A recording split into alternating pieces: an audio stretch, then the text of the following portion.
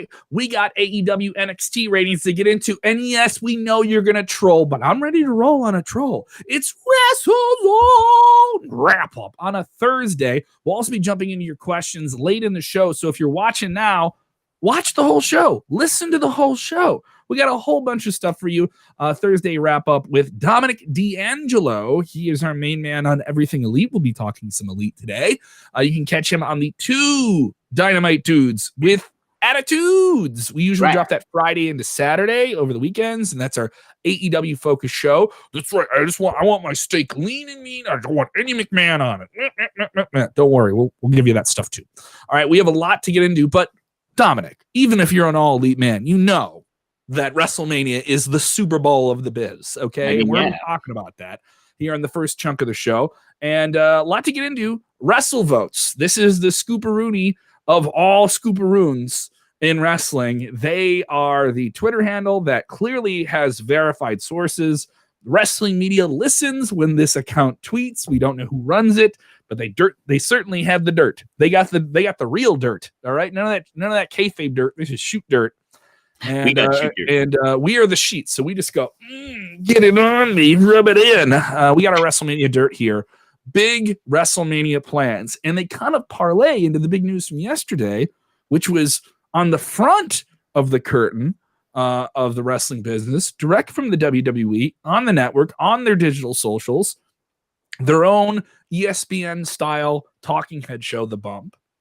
They have Goldberg on. And Goldberg's talking about this special that's coming out this weekend that's going to be Untold on his streak, which I like the Untold series that the network does. They're pretty good. Their documentaries have been fantastic. And this is just another kind of like story you want a little bit more detail on. So hardcore fans, yeah, we're on board. But, you know, a lot of people still salty at Goldberg after that very lackluster match with The Undertaker in Saudi Arabia just about a year and a half ago and change.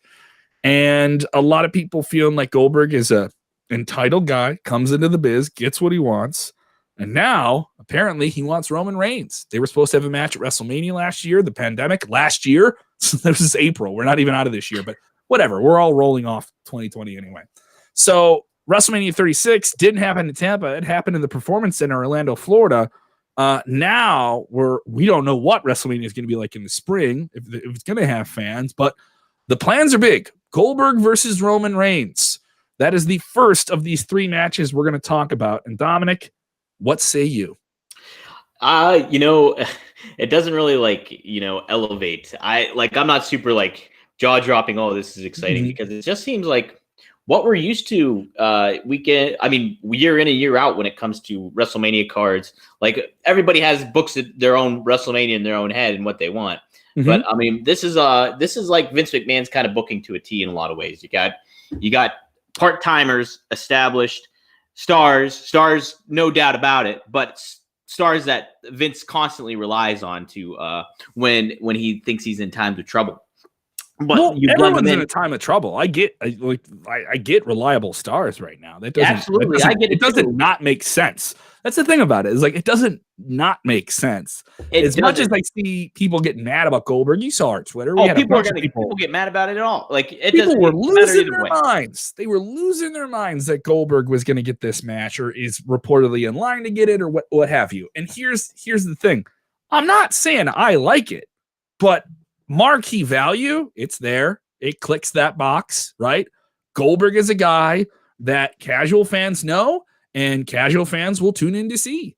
And when he came back and he had that run a few years ago against Brock Lesnar, people can say the matches weren't that great, but when he came back and he beat him for that title at Survivor Series, barn burner business. Ratings went up, viewership went up, merchandise went up, subscribers went up.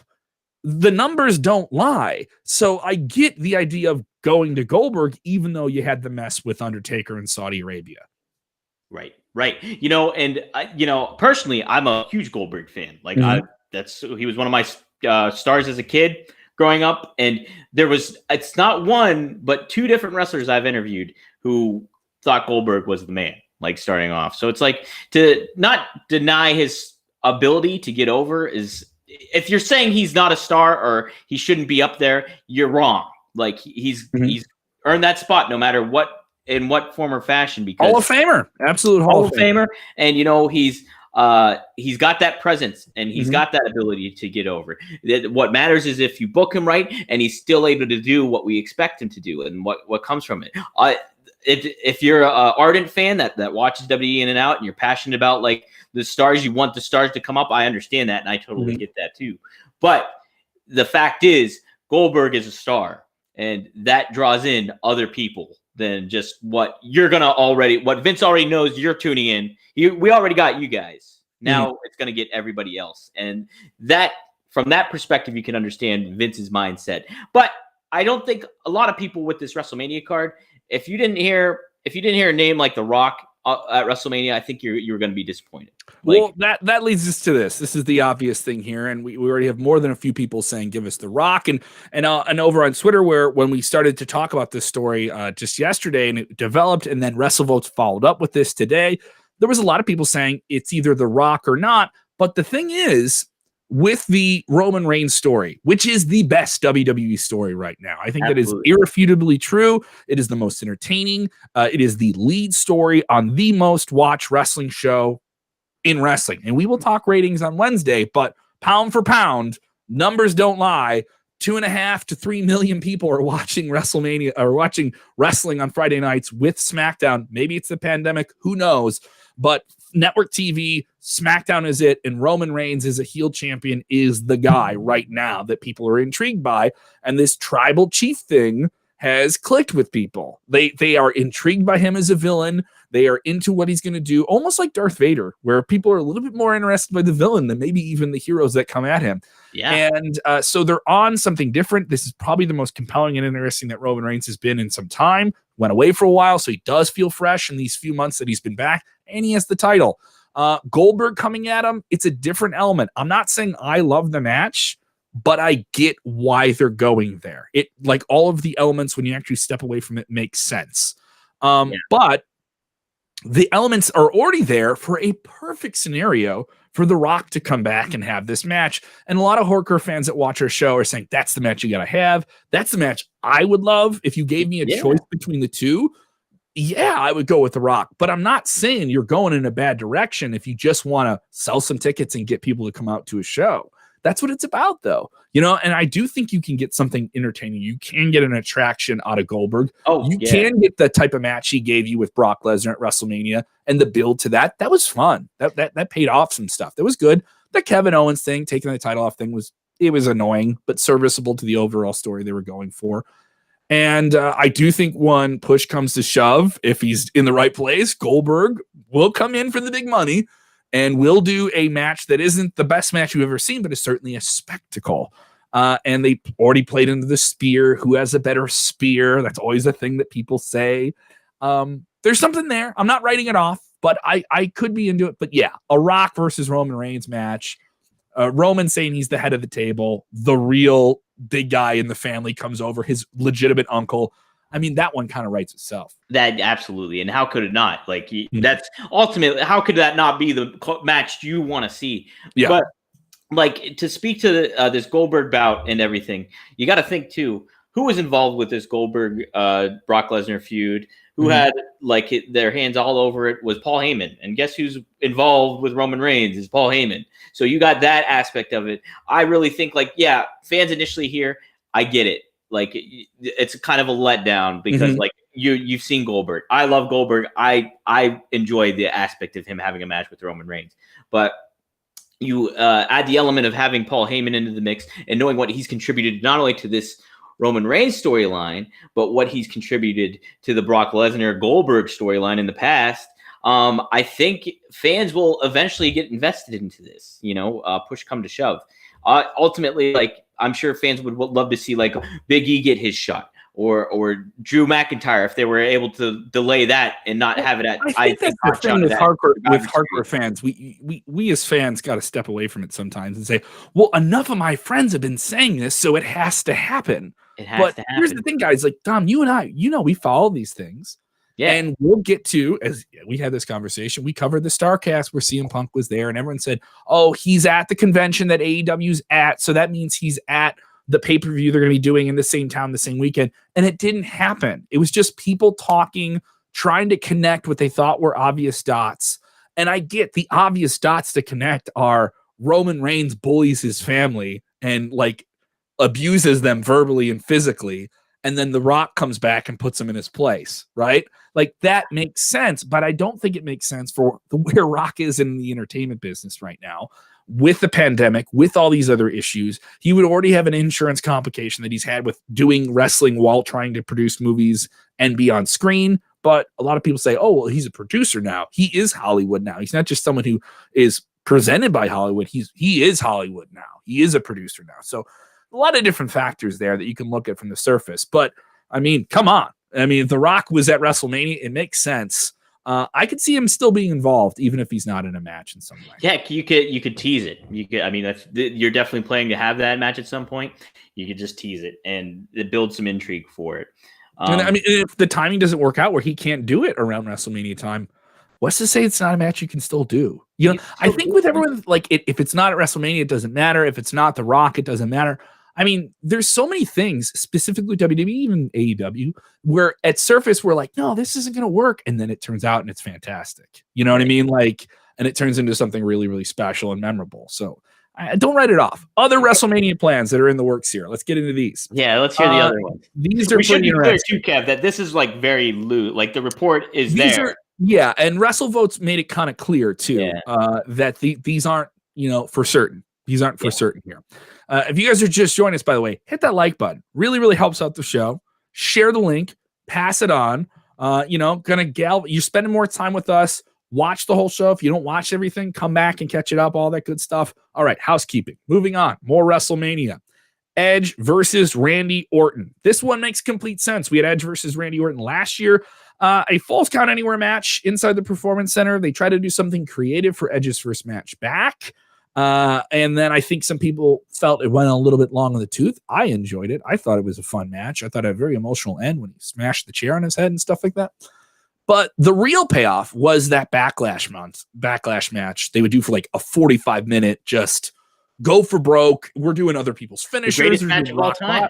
Yeah, it was billed as the greatest match of all time. I don't know if it was the greatest match of all time, but WWE rightfully has nominated that one of the best matches of the year for them, and we could see if it wins the Slammy on December 21st.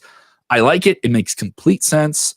You know, Edge came back, beat him in this first match, lost to him in what was supposed to be like this career-defining greatest thing ever, and he got hurt again. You know, but Edge was only going to wrestle a handful of times a year anyway, with his coming back from a neck injury. This makes complete sense. This is The Rock versus Reigns, where it makes complete sense. All of the elements are there. Edge has all of the reason to come back and want to get the Viper.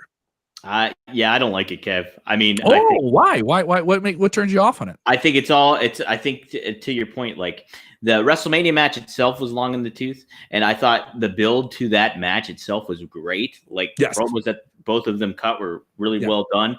It really rejuvenated Randy. That was a feud when it started, and people heard that was the feud. Like, no, I don't want that. You could do them with. I don't want it, and they got it. I think again, not to go back, but it could play to that Goldberg Roman Reigns point too, where it's just like, oh, I don't want that, but wait a second, this is kind of good. But to this point, I think we've seen a lot of Randy Orton and Edge at this point. And I think what fans really, really got excited about, that Edge return was amazing. I think the pop of the year, Roman Reigns coming back, maybe that's the moment of the year. It was the pop of the year. Him walking out the pop Royal of the year, Rumble. undoubtedly. His reaction to that pop was amazing. Yeah, but, I mean, put that in a bottle. Put that in a bottle. Exactly. And then you could live forever. You know. Exactly. But I think what really speaks to what fans really want is to see Edge not mix it up with somebody he's already mixed it up with on several occasions. I think the intrigue of having Edge back would be these feuds that he was supposed to maybe be already invested or getting into at this point in time, just not with the injury notwithstanding. So if you're booking this again, I think at this point in time, WrestleMania comes back around, you're wanting to see Edge go against somebody up and coming or somebody that's already on Edge's level at this point or trying to get to that level. And you're not getting that. You're already getting an established. You're not alone in this. Sean Hummel texting in said, what does Edge versus Orton accomplish? Who does it help? Put them with the young dudes. I see that. But I also see, here's the thing though. this isn't a normal WrestleMania. You know, this isn't just, I mean, WrestleMania itself isn't a normal show. It's a show above shows. It's a huge elevated platform of what WWE does already at a massive scale. On top of, there's a lot of casual people that WWE is going to try and attract with this show. They know the hardcore fans are going to be there. That's WrestleMania every year. But there's going to be a lot of extra interest if things work out, vaccine, everything, or even just some transition out of vaccine, that WWE is going to try and make this the biggest thing they've done since the pandemic started. Bigger than the Thunderdome, bigger than even the Royal Rumble that they did before, that this will be a pop culture event that overstretches wrestling itself and puts WWE in this back in this talked about level of pop culture that they were with the Attitude Era. I can tell you the rumblings are there. The way that WWE is trying to market this show and things that have been talked about. I'm not revealing anything, okay? This is stuff you can talk to people in the live event industry, and they're saying around the time of this working out, late spring, early June, this could be one of those first major events where people try to do it as a transitional event. And you know, Vince is all about wanting to be the first of that. Yes. WrestleMania is always presented in a brand new NFL stadium because they can be the first entertainment event that isn't football in that stadium. And it puts them on the map regionally with all the different advertising groups and agencies in that area. And they all come in and it becomes a convention and it shows off WWE as not just WWE, house shows and Raw and town for town. No, this is boom. This is Showtime. This is Super Bowl. This is playoffs. All right. Hell, you look at Vince throughout this whole year too, when he's was so adamant about having live events, despite like what was going on around him, like he was adamant about it. He's a stubborn guy, but I also think they've adapted as best they can with the Thunderdome. Now they have. And putting millions of dollars into that, and we're going to get our first Thunderdome at Tropicana Field this week. So adaptation is the word, but now I see the adaptation going the other way. So now adaptation is transition, but some of the things you don't have to change are things you know. And Edge versus Orton is something that people know. They're going to want to hit. People know. They're going to want to see a hit they've seen before on a big stage. So that's why I say it. I don't say these things to kill your dreams, guys. I say them to put you in the lane where you don't get mad because your fantasy booking wasn't presented on TV by billionaires you don't know. All right? So that's what I'm trying to go with. The other big match, and this one, I think, is the most intriguing. If you're mad, Sean Hummel, whose text is on screen, that they aren't putting anything with the young dudes. They got something with the young dudes. A triple threat match is talked about in the works involving Drew McIntyre, Keith Lee, and Brock Lesnar. Not a young dude, that last one, though. Okay. Not a young dude, but certainly. But here's the thing. WrestleMania, Brock Lesnar, they go hand in hand the last 10 years. And also, I think if Brock wasn't there, that's something where people are going to be like, if you don't have Undertaker, where's Brock? Like, people are going to start asking that question. And casual fans are going to want to know that. And hardcore fans are going to know that. Like, as much as you want to see someone kick Roman's ass, I think people love seeing Brock lose. They love seeing Brock built up, and they love seeing Brock lose. I've been at shows when Brock comes out, and people hate him or love him. They're paying attention. All right? They're paying attention, and you got me focused in, and Brock has that power. Him in this scenario with two other large, formidable guys that he had some real chemistry with, that we really didn't get to see the real run with them because the pandemic happened. And they did that match at WrestleMania, and it was fine. And Brock did business for Drew. The real business was in the Royal Rumble, with Drew eliminating him and the payoff at WrestleMania, and he got things there. But the magic he had, that little bit of magic he had with Keith Lee, was real. Keith Lee is real. He has larger than life presence. And if he dials it in and gets real mean and motivated, and he's not your fun, hey, I'm Keith Lee, I'm your big, no, I'm not your big friend. I'm your big formidable foe. I came from NXT to win gold. I came to bring the glory that you get to bask in. And he pays off on that potential. I think it's there. I think WWE has something. As much as people say they aren't doing a great job with Keith Lee, I've always thought they thought long-term with him. And this could be a long-term payoff for him. And I also see on paper Keith Lee winning this match. I see or Drew getting his big payoff win that he really didn't get to have because there really wasn't a real WrestleMania last year. Certainly a fun show, but there wasn't a real WrestleMania last year. Either way, I'm into it. I don't see Brock winning, but I see it being a fun match. I see it ultimately playing out to be a fun match, but I also am kind of against the match itself, but for several reasons. Because I get to your point about it being like a pandemic coming into play, this previous WrestleMania not being in front of a crowd whatsoever. So, but these are all every 3 matches that we've talked about has been some reiteration of the match that was supposed to happen at this last WrestleMania. And so we're getting that, hey, let's have take 2, where people probably are just like, okay, we had it. It wasn't ultimate, but we're getting here's the thing. I think for a lot of fans, that's something they want. They want the fulfillment of a real WrestleMania that they didn't get to have. I think there's an extent where Brock Lesnar, I love Brock Lesnar, and I feel Brock Lesnar gets a lot of shit for what he shouldn't be getting shit for at all. He's doing what any ultimate top star would be doing at that level, and that's part-time work, and that's being booked as a main eventer and being booked as a champion and being booked as somebody that doesn't give a shit. Like that's kind of what you want in a star.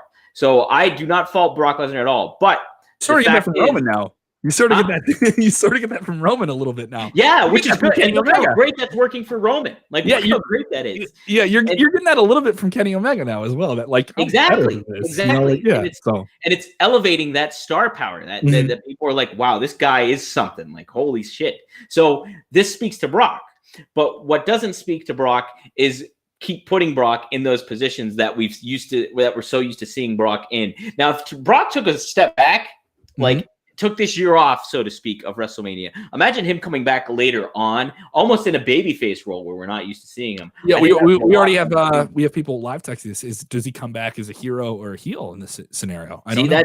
But there's plenty of time to kind of assess that and figure that out. Even, but he would be a fresh shot in the arm for Monday Night Raw. Oh, he totally would be. Much needed a good injection. And Drew's not doing a bad job, but I think it's just something where. I love Drew. I love him too. I think he's one of those. He's going to be one of those guys when people look back at this year and we get back maybe a year and a half from now and life is hopefully back to some formation of normal. Drew is going to be one of those guys where I think WWE internally, the brass is going to say, "You did a kick-ass job. We put you in a really, really tough position, and you were one of our central players." He's been in a tough position. And you look at other people, there's no shot at anyone for leaving. This guy stayed in the mix. Like he stayed in the mix as long as he could. He dropped the title. He got the title back. He did a lot of very challenging things. How do you determine a champion when they can't tour and be on the road with it? Drew deserves a title run with the belt, making the house shows. In front of a live crowd. Front of a live crowd. He has earned that. He earned it a while ago. Yes. So I'm okay with that. And I like that makes sense. Like the things that make sense this year, I'm okay with because I just think there's a lot of fans that are going to be like, dude, just give me a WrestleMania that feels like a WrestleMania. So on purpose, these 3 matches, Goldberg versus Reigns, I'm not loving it, but it makes sense. Edge because I'm biased because I like Goldberg. That's the one I love. See, but you got investment then, even if it isn't I don't want this, but what's going to happen? You know what I mean? Like that, all you have to ask is what's going to happen, because then that means you care. As much as people want to get mad about this stuff, we see this on on our social media all the time. So many more people will respond about the things that get them mad, and they want to see someone lose. And if they're going to do that match, it better be this, this, this, and this. Well, you're watching the match then, guys. You know what I mean? Like you see that all the time. If AEW is going to go with that, but they're not going to put my favorite, if they're not going to have Hybrid 2 beat Young Bucks, then they should do come on. You see it all the time. We love it. So that's why we're passionate. We say it sucks, even though we love it. It sucks, SUX, like the hats you can buy at the mall. That's when you know it's real serious. That's when you know it's serious. We've talked for 24 minutes about WWE and WrestleMania, but we have to get into ratings, right? And AEW still give them a hell of a fight. NXT giving them something of a fight. This is a show where we can say whatever we want, but we're still real about what these numbers are. I think we're spoiled with 2 great wrestling shows on Wednesday night. Now, saying that, AEW's done something pretty big. They shifted the title over to Kenny Omega. They have him flirting over on Impact Wrestling, and they just brought in Sting. The numbers and interest in the previous week, I think we're going to significantly continue to keep the ratings strong, and they brought up the shift in power that you mentioned as well, Dominic. The ratings are in, and what are the ratings? Ratings are 995,000 by AEW and 659,000 by NXT. So AEW ranked number 2 among cable, right behind MTV The Challenge. And then NXT, I think, was 37th overall. Let me just make a clarification of that just to be sure. Yep, number 37 show on cable was AEW. NXT. And then the 18 to 49 demographic, what everybody's talks about, AEW drew a 0.45. And then NXT drew a 0.17. So, yes, those are the numbers you got there, right there. And that's a little bit of an increase in the demo number for NXT, am I correct? Let's see. Came in just it doesn't say here on this. Okay. I'm not certain of that. So we saw it going in this way. So if they're doing 995, guys, they clipped 1 million. They at least clipped 1 million, at least a handful of those segments. We don't have the quarter hour by quarter hour numbers. No, we don't have them on. We won't have those for a little bit. Yeah. So those numbers are a little bit different. Then you get a much more clear idea of what was a hit on the show, what sustained the audience, how they position these things. I thought this week's AEW was fine. Like after the Sting promo, I thought it was fine. Like there was some good things on it. It ended with a Crash TV ending and MJF winning and a million other things. And it got back to that indulgence thing I get to where they just don't know how to stop giving you too much of a good thing. They turduckened the match with a match and a match around a match and then an angle on top of a match. And it was just like, guys, I don't need a 4-layer bean dip here. You know what I mean? Just give me some barbecue and I'm happy. Right. And so we'll talk about NXT in a little bit because I thought they had a good show coming off War Games as well. But where do you see AEW coming into this? Good ratings numbers, some interest, but maybe your opinion differs on what the actual show was. So the show itself, I like to your point. I think the Sting segment was the show stealer of it. Mm-hmm. I think Sting coming back, we're so used to him being silent, and that's how appealing he is when he's quiet. But him talking to Cody and like kind of like embracing Tony Schiavone literally and figuratively, and all that stuff really played into the intrigue and the star power of having Sting on a main. And then, yes, him saying that he's going to be back. He's going to be back consistently, pretty much. That's something refreshing that we haven't seen, like that people wanted to see with WWE and didn't get necessarily with Sting.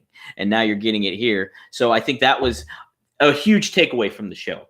The Kenny Don Callis follow-up was good in regards to their dynamic and what is to come. But I think the execution that happened on Impact was much better than what we got on Dynamite last night. We got a helicopter. I think we got a helicopter and on Dynamite, and then we got a big budget version of what we got on Impact, where you got a bus on Impact with the bus. Right? I think the intimacy of the bus like played to, and like even Josh Matthews, I thought did a very good job in that segment too. Reaction to like Don Callis. I think all that just meshed so beautifully. I think Kenny did an amazing job playing off of Don Callis, who was just amazing in that part. And then to that extent, too, coming into Dynamite here, I felt they kind of reiterated what they said on Impact, what you needed to do for your major audience. But they kind of, when they said Lex and Lex Express, and you think about the Monday Night Wars, you think about all this stuff when it comes to Lex Luger. What did he do during Nitro? He showed up like on Nitro, shocked people. So I think that was a big surprise, was in the back of their mind, a lot of the audience's mind, myself included, and we didn't kind of get that. And so that was a bit of a letdown. The matches themselves for Dynamite, I thought were very well done and good. Like the ring work and everything like that from the opener on, like even Dustin's little match with 10, I thought was really well done too. But I think it was all jam-packed, and that really too much. This felt, I was texting you during the show. I was like, this feels like Impact from 10 years ago. It was too much, and it really took away from nothing the stars we wanted to see. Like, nothing got to settle in. Nothing stuck. Like stuff stuck, but stuff didn't. It's like passed right by. It was just like, and even like looking at the card initially, the card looked great.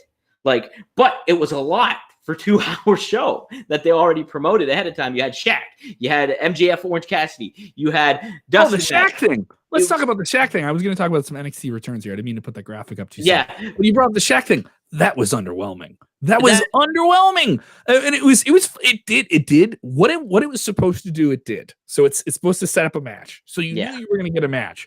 But coming into this thing, and you had Jade Cargill come out and cut this salacious promo and tear down Cody, and then Brandy come out and call her a heifer and all these different things, and then Jade attack her and break her arm. And I'm just like, are they going into this for Cody and Shaq to play up a women's match, and that isn't taking anything away from the women? I thought we're going to get some scenario where Shaq's going to get physical. I think Cody. It's going to happen though, Kev. I do think that. Okay, it's going to happen. But what we're getting now is what? Yeah, Brandy Rhodes versus Jade Cargill. Am I saying that correctly? Cargill. Yeah, Cargill. All right, it's the letters, vowels. Yeah. I have a problem. I talk professionally. I can't do it.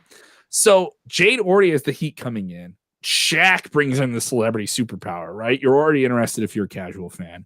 And Brandy's hurt. So I don't feel that anyone who saw this when it started thought, you know what's going to happen? Her and her are going to have a match, and Shaq's just going to be on the outside of the ring. I thought we were getting a match with Shaq. Anyone on the surface thought that you're getting a match with Shaq, right? So, and maybe you still will, but I don't think right now people say that's box office. You know, no, I don't think I'm more intrigued by Cody and Sting than Shaq and Cody. Yeah. Yeah, and I do think Shaq will come in and Shaq will want to do something. And Shaq's done stuff in wrestling since the 90s sporadically and wants to really do it. And he's a personality. Great personality. It's a huge get for AEW. And you could tell in that scenario he understood his role and played it and got the role and played it pretty well. But I think people want a match. And it didn't look like you're getting a match from Shaq. You know, it didn't look like you're getting a match. You're going to get him doing something physical, all right? He's going to do something at ringside. Someone's getting involved, and there's some stooge in a security shirt's going to come out and get picked up and choke slammed and body slammed by, and then Miro's going to run out, and then everyone's going to run out, and then there's going to be 15 people on the ring, and it's AEW Dynamite. Oh, Kev, it happened. The end of the show. They're going to overcook it. It's going to stay all in the this oven. Stuff happened after every match last night, and it was so frustrating. Every match. And then the previous week, they did the referee doesn't see us doing the dumb thing that's in front of the referee's face. Oh, God. Every match. It was, and, you know, to the Shaq segment, I feel this segment would pack a little bit more punch if it wasn't on the show this week. You wait. I think part of it, too, is they go by Shaqs Time. That's what Dave Meltzer was talking about on the radio show this morning, was that, like, AEW floats around what Shaq is able to do. And apparently, like, taping, lining up, all that stuff, this is when it was able to do it. Delivering Shaq-a-roni pizzas to people and filming commercials. Right. The Papa Shaqs, all that stuff. It's a Shaq-a-roni? It's a Shaq-a-roni, dude. Have some respect. Is that a legit pizza? Shaq-a-roni? It's a Papa John's?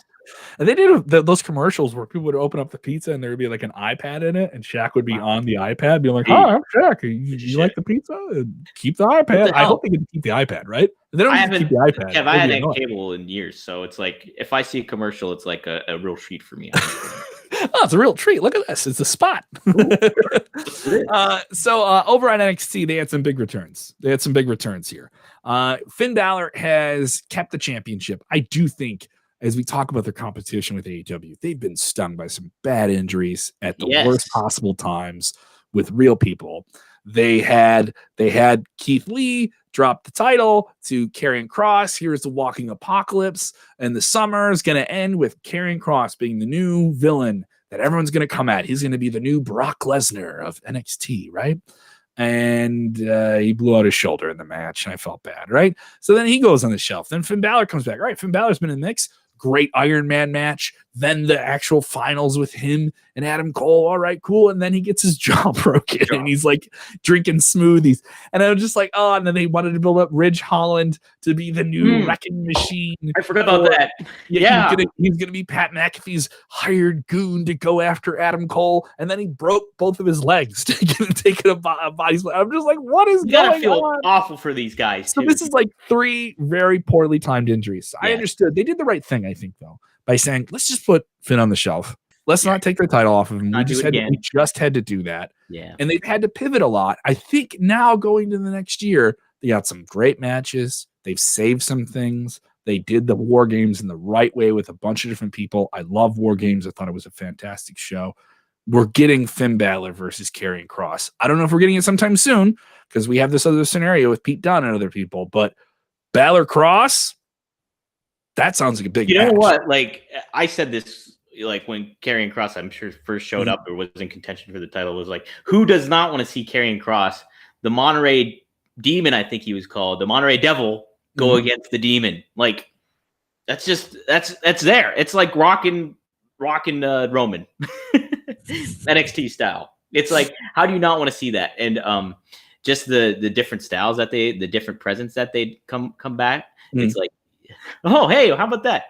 Yeah, somebody saying they love the show. Thank you, Babs J. Thank you very much. Yeah, that's very nice. Appreciate it. Yeah. But no, I mean, to your point of them, the injuries, I thought WWE or NXT, excuse me, weathered the storm as best as they could. And, injuries suck, and injuries are just when you have people, top stars, potential stars like Karrion Kross, an established talent like Finn Balor getting put on the shelf, and plus the world titles in the mix, it's another level that you got to kind of focus in. And I think they've weathered the storm. Particularly, they have to really give credit to like somebody like a Pat McAfee that was able to come in and kind of create a little bit of buzz by not being a wrestler, but by being a strong presence on the screen and conveying such a strong heel role that you want to see get his ass kicked.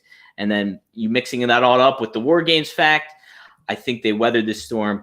It's great to see Karrion Kross back. He's one of my favorite guys in the biz going right now, and like I think he's going to convey that to more and more people as time goes on. So it's good. The NXT's in a good spot. Obviously, from a rating standpoint, it's difficult for them, but their product is good. Like it's a good product. The thing is, even with these ratings, I still think in the long run they can compete. They can be in that range. And as I mentioned in our poster last night, I haven't seen WWE really go to the shelf that they have for Wednesdays with the stars they have. And I'm talking Raw and SmackDown and consistently having another big name on NXT. They've gone the long-term route. They haven't done that. They've gone with, we're going to develop the stars in-house. We're going to do what we did with Raw when it went up against Nitro. We're going to develop our talent. And when the payoff comes up with NXT, it's going to come. So I admire that. And I admire the fortitude of a long-term sense of that. Then at the same time, you have all these injuries. So, and they've been riddled with that, especially the last 4 or 5 since August. They've been dealing with these different things. So I don't know. I think if you're an NXT fan, don't feel bad. Your show is still really, really good. You're getting a very, very good show. You got a very, very fun show. And if you're one of those people where I can't tell people I watch NXT because I said I was all elite on Twitter, so I can't be any. Stop it. Stop. Don't fall for the trap. You bought a T-shirt. You can wear a T-shirt. You can support any wrestler you want. You can watch as much wrestling. If you're a fan, you're a fan. You watch. You enjoy who you want. You enjoy. Nobody. It's wrestling is a subjective art form. Yes. That's like saying I can't listen to No Doubt because I like Slayer. Don't do that to yourself. All right. I can't tell you how many times I tune on Shania Twain in this place. I don't know about that. You're gonna judge me hard for that? I'm not judging. I'm not judging. All right. Shania Twain. But what is that song? I feel like a woman. Let's go, girls. That's played a couple times on my Spotify. You and Kevin Owens, right? Big yeah, exactly. Yeah. So I'm in bad company there. Let's jump into your questions here. You've been with us here for a while. We'll jump into any questions you guys got about the world of wrestling for the diehards that watch all the time. We want to take care of you guys, but don't forget to hit the like button, share the videos, and so much more. Also, turn on your notifications. We had this algorithm issue with Facebook, so if you like us on Facebook, you also should follow us. That means you get those notifications. You know exactly when we go live. And also subscribe to the podcast. The podcast is available. You can listen to us anytime. We have hours of content. We just dropped an interview with Dan Gable, Olympic wrestling champion. Dan Gable, one of the greatest athletes in American history, pound for pound, one of the greatest athletes. If you don't know him, this is a great introduction to him that Bill Pritchard recorded. That just went up today. I know you have some big interviews coming up as well, Dom. That's correct. Yeah. I interviewed Arn Anderson earlier this week. Throw up the 4. Throw up the 4 for Amazing. Arn. One of my favorite interviews I've ever done. Mhm. Arn is such a good dude, such a smart dude, as you should probably know already. I just interviewed. Who else did I talk to? Dang it, there's another person. Calvin Tankman. We just posted Calvin Tankman, who just made his second match on MLW last night. If you want to see a super duper force in wrestling that's unique and has that presence that we just keep talking about, Calvin Tankman is it, man. And he showed that on Fusion last night, and he shows it in this interview. So be sure to check that out on the podcast feed, as well as our YouTube and all social media likes. Mm-hmm. Go ahead and fire for questions about anything going on in the world of wrestling. We will do these here for a little bit here and close out the show. We do have other developing stories in the world of wrestling. Big E versus Sami Zayn is set for this week's SmackDown. I actually think that'll be a big match. I think people are sleeping on Big E. They're thinking he isn't going to get the big run at WrestleMania. I think he will have something significant at WrestleMania. Calm down if it isn't a title match. He is taking on the Intercontinental Champion. It could be like the Daniel Bryan this year, like where everybody like that groundswell of like, hey, we want this guy. We want this guy. I see that, but I also see WWE like it's not like, oh, they're not doing anything with him. They give him new theme music. They give him they're giving him stuff, but it's like people ultimately like, you know how the fans are, and you know, I get it. I understand. You didn't give it to me now. I want the payoff of a 9-month build in 3 weeks. You know I understand to that point though, Kev. I really do, because it's like, you know, a lot of the times the fans ask for what they want, and you know, you can't go by the fans if you're a promoter of any sort. But like to an extent, you can pay attention to the fans. You just can't. You got to keep your ear to the ground, though. Still, yes. You can't give away the house right away. But I understand the sentiment for it to have Big E in the main event position, and I think that's what's intriguing. Like, it's counterproductive to WWE in some certain regards when they like don't push this person that the fans want. Clearly, like you see with Daniel Bryan, you see with Kofi Kingston, but it's also an intriguing aspect that's kind of been almost it's counterproductive. But like they say, oh, they're not pushing that push, and then when they start to push them, and then you get this payoff, no one says, "Well, we were right all along." No, they knew you were. It was delayed gratification, and the gratification came at the biggest show of the year. So what's the problem? Not totally. How is that not? Come on, Dom. I was at WrestleMania. You look, Vince pushes back. Vince has pushed back against fans. And the pushback is give us time and we'll pay it off. No, I mean, ultimately he has to do that or the fans will not be happy. But, you know, he will fight tooth and nail until it gets to that point where he has to do it. He did that with Daniel Bryan. He did that with Kofi Kingston. Sure. And then you got your payoff and it was great. So what's the problem? You got the payoff. You got the payoff, but then look what the follow. Don't tell me I'm not wrong. I got the thing I wanted, but I got a bike for Christmas, but I'm mad it doesn't have a bell on it. Like, what are you getting at? It's not playing to the fans though. Like it isn't. And it's Dom, not. I love you. I love you. We'll have beers over this all the time. And we'll always argue about this too. We will. We will butt heads, bald heads. I had to wear a hat today. All right, we'll go at it. Also on SmackDown, I think this will be a great match if it gets some time, even on TV. We have the SmackDown Tag Team Champions, the Street Profits. They're dealing with some bickering from Dolph Ziggler and Robert Roode, right? So tag team wise, that could be a fine match. Singles match, Dolph Ziggler, Montez Ford, who I think has a big future once he gets out of tag team wrestling. That'll be on this week's show. Carmella and SmackDown Women's Champion Sasha Banks in a contract signing for their TLC match. Also confirmed to appear will be Daniel Bryan, Rey Mysterio. They rolling off a Tribute to the Troops match, a 6-man tag match last week. So some interesting stuff on this week's SmackDown. So I'm looking forward to it. Let's jump in your questions, see what we got here. Is there word on Naomi? What is the status of Naomi right now? I don't know. She is one of those people that is deep in the mix of WWE. We thought there would be some things with her in this year moving ahead. We did hear there were some injury issues, and she kind of had like a long-term injury that she had to deal with and was working on that. Her status coming out of that, I don't know at the moment, though I feel her being added to the mix on SmackDown would be interesting.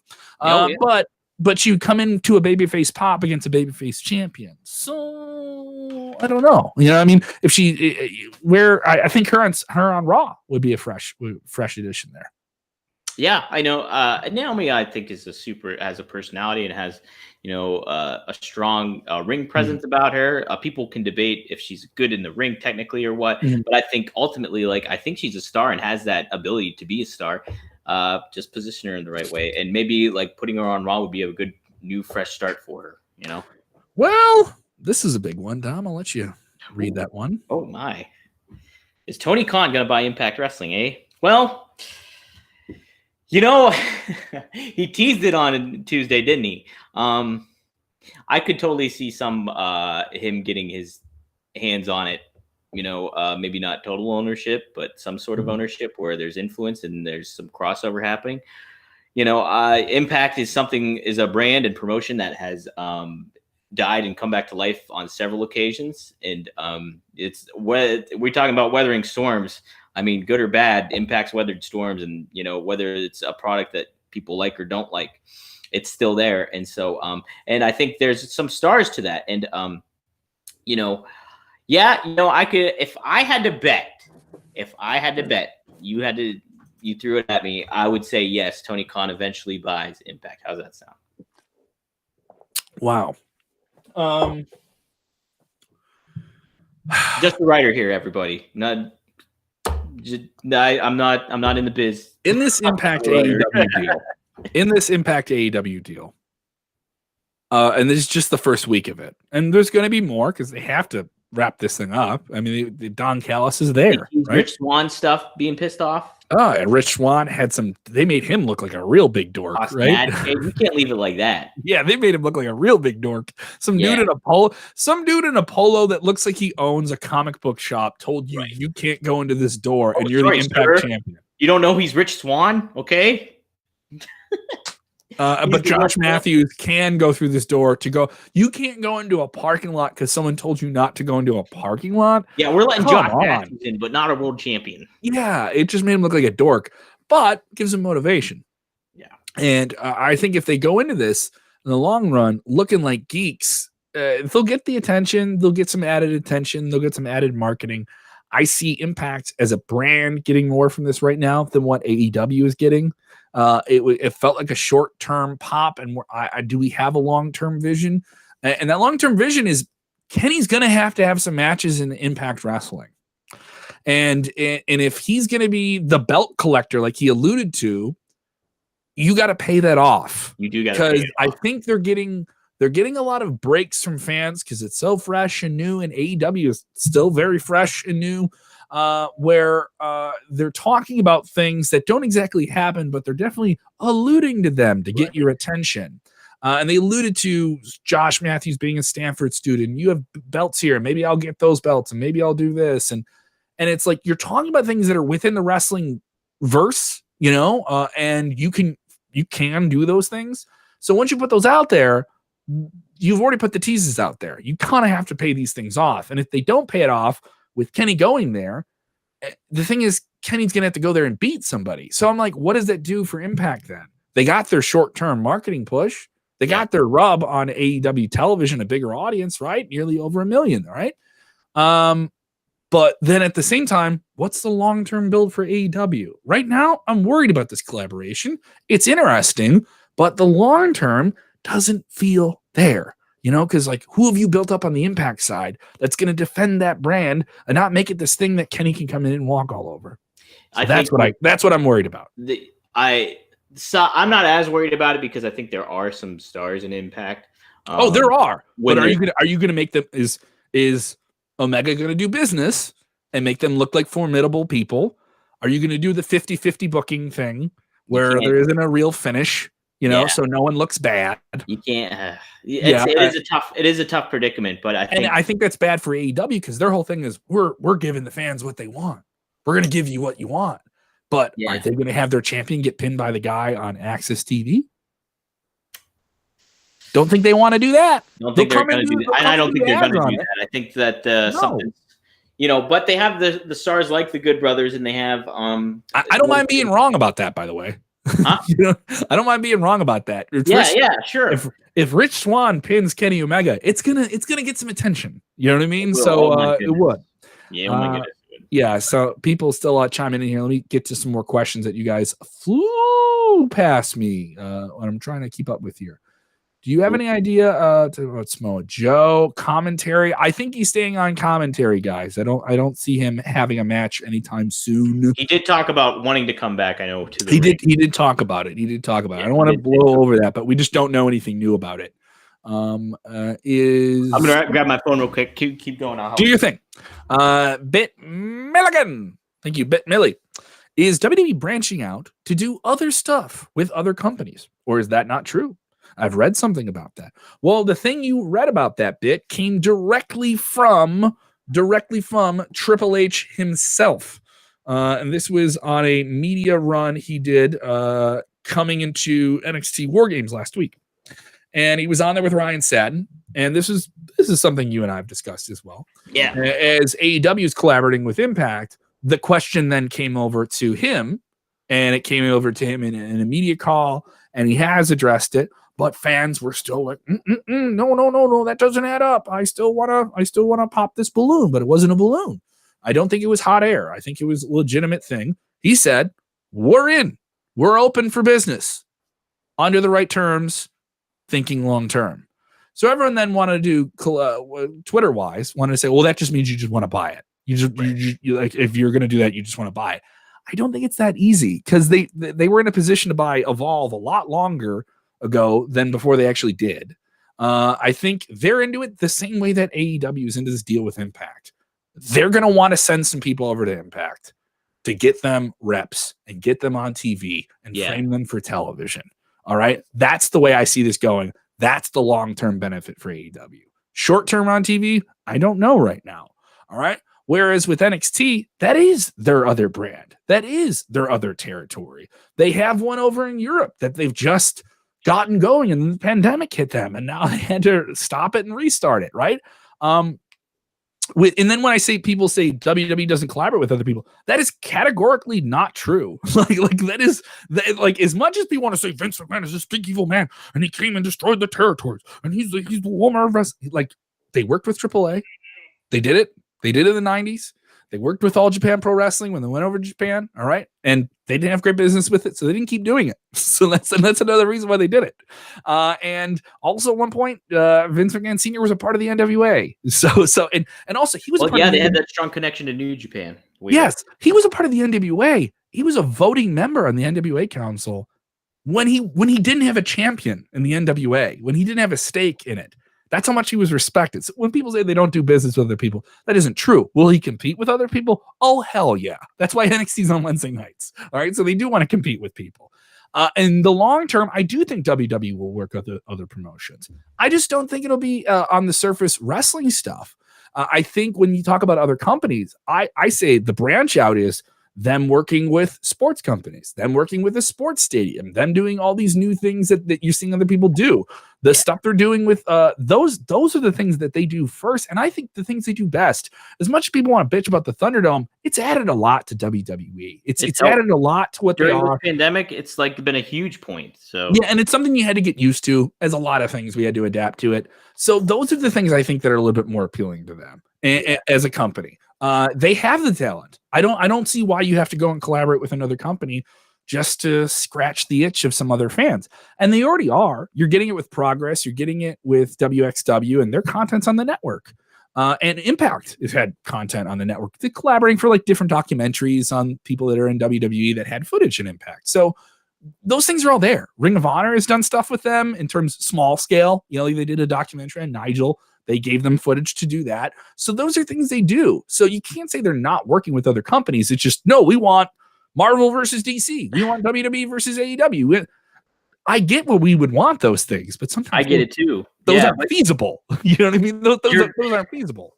You're not going to get that. Like, I think in the moment too, obviously Hunter's going to get a question asked like that because of what, happened with AEW and stuff. And he had to be ready for that. He had to be ready for it. And what is he going to say? He's not going to say, no, we're not willing to work with other companies, or we won't, obviously you want to leave that door open and leave that intrigue there. And even if that's not going to be the point at this point in time, and usually when in this juncture, in this age of WWE, they're the top dog. They're number one. So if you're going to collaborate with them, you're going to probably be playing by their rules in a lot of ways. So it's Impact's going to have to play by AEW's rules. Exactly. It's the little fish going into a bigger pond. Yeah, and guess what? You get the rub from it. You know what I mean? Impact is getting their name out there.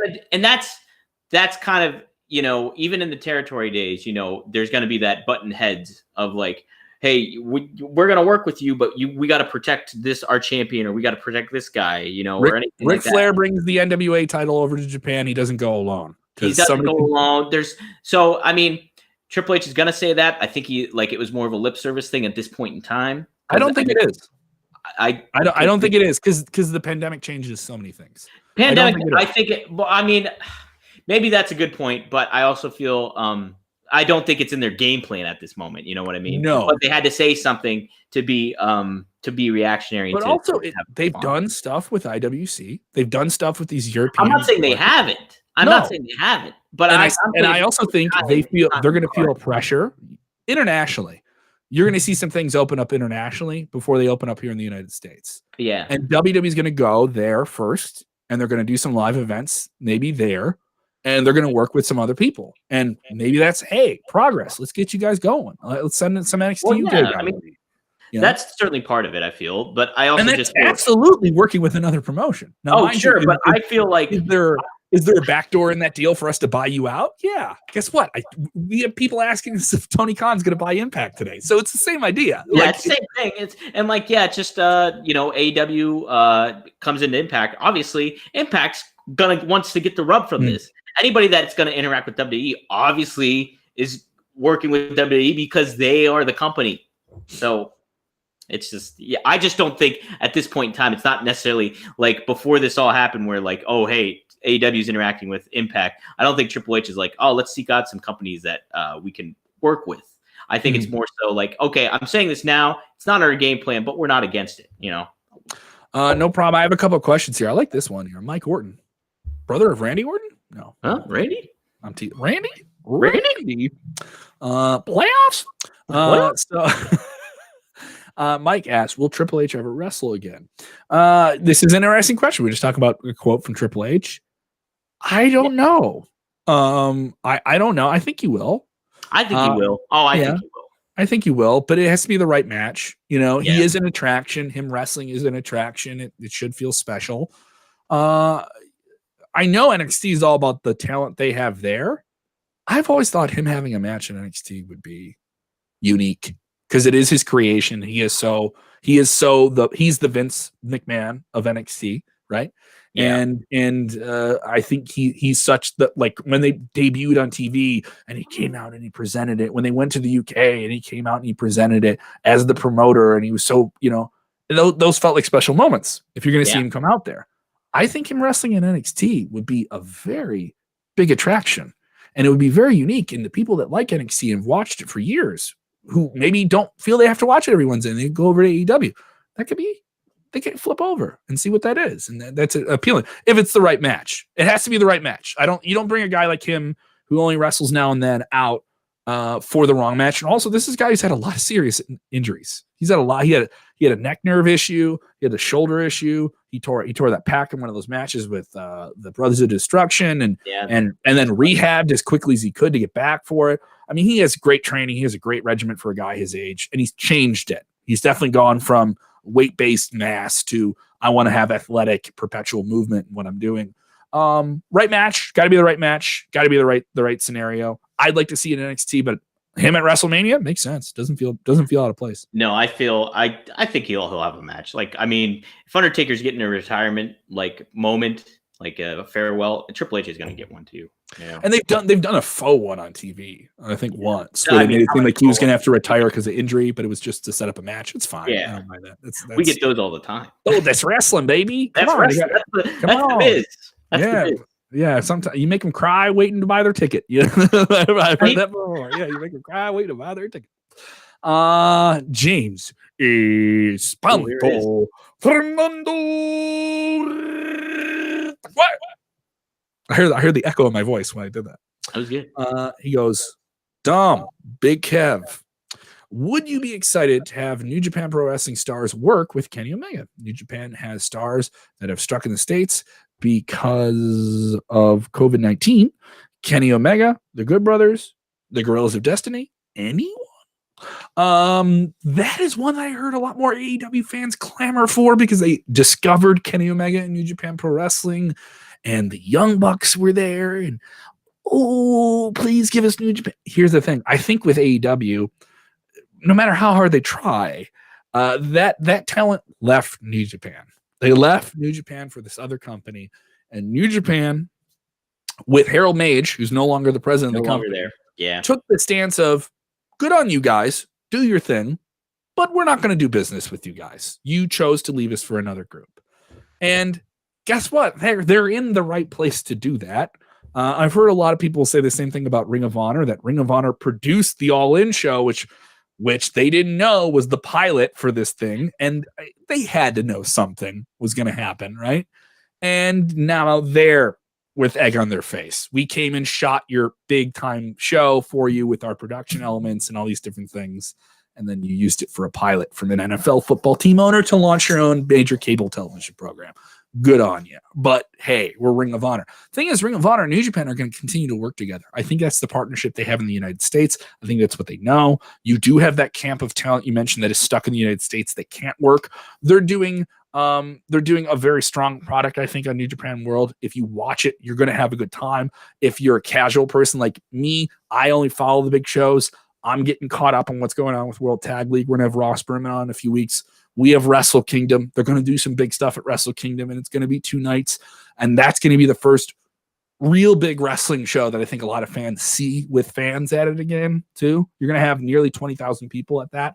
WWE is going to look at how that show is done on that scale with those protocols, how the fan reactions are different, and all these different things in Japan is already different. But I don't think they need it. And I also don't think fans would be nearly as excited about it because there's a lot more casual people starting to watch AEW right now. I don't think the time is good for them to make that move now. Work on the Impact deal, work on Sting being there. Don't think you need these things. It doesn't work right now. Am I fair? I think it's a fair point. Yeah. I think ardent fans' expectations of it being New Japan being in the mix is also fair, though. Like and wanting that somebody like Kota or Tanahashi or somebody Okada, those names that a lot of diehard fans are familiar with. So like having those guys, you would ultimately like those in the mix, and that's New Japan has worked not just with Ring of Honor. They've collaborated with MLW too. Having Rocky Romero in the Opera Cup, he was a participant there. And then, there's that back and forth too. Isn't like TJP in the Super J Cup, and he's obviously an Impact too. Impact lets their guys do a lot of different things. They let them do a lot of things. So I think all this stuff kind of, and to your point too of it being pandemic, and the willingness of the changing landscape, I think there's a lot of fluidity to this. And, the strategy of AEW saying, okay, let's pick and choose or pick our moment, I think is a fair point. But I mean, if the time is right and the match sounds right, why not? And like, there's talks like, to Wrestling Observer reported like about last week, I think it was, that Tony Khan has been in contact with Rocky Romero and trying to build some sort of relationship. So I do, but my thing is like, save it. Like there's it's something where this is going. Yeah, I'm more so where we got Sting. You have a new element here. You have Impact here. You have Don Callis. You have these can get us to the summer. Let's worry about this stuff now. And then, we got stuff that can get us through the spring. We got more surprises coming, and maybe that's one that we have down the line. After the ending of this week's Dynamite, I was like, you got too much going on. Too much. You got too much going on. Yep. And if ever people are like, oh, well, what should they do with another show? I don't know. Maybe everything they tried to cram into Dynamite and just kind of like cut it down to like pace it out. They had like 4 segments happening on top of each other at the end of the show. It was like 4. This guy hits this guy, and this guy hits this guy. And he's going to run to the ring, and he's going to splash this guy. And by the way, this is the winner of the match. And here we go, Dynamite. See you next week. And it was. That's what it felt like. It was too much. Remember, Miro's here. I know. I like coming at the end. I thought Miro did great. And then everyone's like, "This is so much better than WWE." I was like, if they did this on SmackDown, you would be so mad. like if they did this on SmackDown, you would be so mad. You know what I mean? Be the little bee that flies away from the hive for a little bit, guys. Okay, it's okay. It's all right. It's all right. It's still very good. Just gotta check it when you can. I do want to get off here with this question. Carl Barma, thank you so much, Carl. One of our big fans in the UK. Hope you guys are doing well. Great vaccine news. That's what I'm talking about, baby. Come on, humanity is starting to shake that road. Get back to it. Yes. I've never rooted for big pharmaceutical companies this much in my entire life. All right. Oh boy. First people getting the vaccines happened this week in the UK. Second person ever to get it with his man in the world. All right. It was a 90-year-old woman and then an 81-year-old man whose name was William Shakespeare. So what? Yep. I knew you as a theater kid would appreciate that. So he will not shuffle off this mortal coil, hopefully. To die? To live?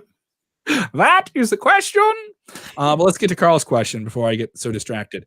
Carl, any word on WWE bringing live audiences back to events? Were spectators at War Games public or roster?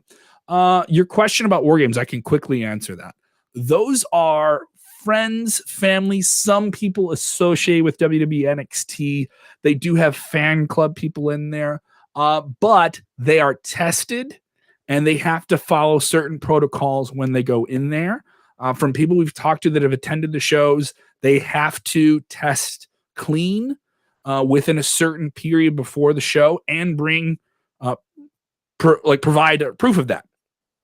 They're in Florida, which has a lot of COVID issues right now. So they're very, very specific about that. They have to wear masks. Also, you've seen them bring in the boards and they have the cages and they have a lot of different things. You've seen the Performance Center when they were performing earlier in the pandemic in there, and they had wrestling rosters in there, and they did have some COVID issues. And AEW had the same thing where they had people around the ring and some people had COVID, so they had to worry about it. And that's why WWE's not doing the Raw Underground stuff anymore, because they're like, it's too big of a crowd. Can we manage all this? So from what we know, WWE is trying to be as safe as they can and still adapt and still give you a crowd element.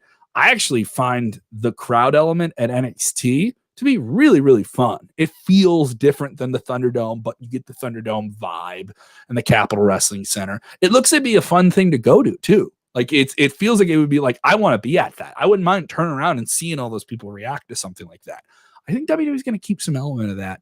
Even when they have fans come back, they will have some Thunderdome type element because it seems for fun. You know, it just seems fun. I know some people say it doesn't have enough of a level of interaction. I know Robert DeFeese dunked on it.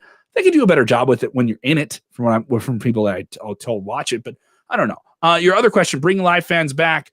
Dom, we don't know anything more than what we've known, but WrestleMania seems like the end date. We heard they were talking a little bit about Royal Rumble, but that talk has died down. Yeah. And I mean, obviously being in the Tropicana field too for Thunderdome too is, creates a little bit more space. But I think it's, again, a fluid situation. This is, pandemic stuff really coming into play, state regulations, but they're in Florida. So it's just like, there's a lot just coming into play. I think we're just touch and go. Some people saying if we get to go to WrestleMania, we have to have a drink off. I don't know about drink that. Off, like a drinking game. Yeah, come on now. I'm a lightweight. I think you put me on. I'm a lightweight too. You're a whiskey man, aren't you? I'm a whiskey guy, but I will drink. I mean, last week I had a beer, but it's like I feel terrible after drinking a beer now. I just do. Oh yeah, because you haven't had your tolerance up for a long time. I think. Well, it just like weighs it on me. There's those two camps. There's those two camps now of drinking. Where there's people that have been drinking a lot more in the pandemic, so they have a really great callus for it. Yeah. And then I'm in the other camp where I just stopped drinking. I just wasn't going out. I only drink socially. And I had a drink last night when I was doing the show with John Clark, and I was just like, oh wow, I got to get used to doing this. Like I was like, oh, I can have a drink while I'm watching TV. I don't like drinking when nobody else is here, but I was like, John's here. This is social. I'm okay. Like this is how we socialize at this moment in time. For the most part. Yeah, this is it. So let's embrace the Zoom and yes, and it, as we've learned at our improv classes. We're gonna have fun. All right, we're gonna figure out this watch along thing. All right, with Santa with Muscles or maybe some other Hulk Hogan movies would be fun. Hulk up at the movies or something. What's the Goldberg one where he's Santa Claus? It's Santa's Sleigh, I think it is, or like yeah, and that one's like a horror movie though too. I've heard that one's really good. So we have that coming up. I am talking to the great John Ryman, comedian John Ryman, former WWE writer, former Tonight Show writer. He has a great card game called Antisocial Skills. You can get it at asskills.com. That is a real website. And we're going to do some special content with him. We may even play that game live here on the stream. So all that good stuff. A lot of stuff to watch out there, guys. We just did 70 minutes talking up the matches, Dom. All we ask is a simple like. Click the button right there. Give it a share. Don't have to share it on your feed. Maybe just send the link to your wrestling buddies. You got a wrestling thread with your buddies. You just use the text back. A lot of people do that now. Drop this in there. All right, we'll put you up on screen. Carl, you got your wrestling lads over there in the UK. All right, cheers to you. All right, stay safe, everybody. Hope you're keeping your mask on your nose too. All right, that's where boogers come out. You don't want to look like a 3-year-old. Don't do this. Don't do the dick nose thing. Okay, that's you wouldn't want your ween out of your pants like that. You wouldn't do that. Okay, so you don't want the horse out of the barn. You're darn right. Keep the horse in the barn. All right, give him hay. All right, Dom. When watching wrestling, the most important thing about wrestling is what?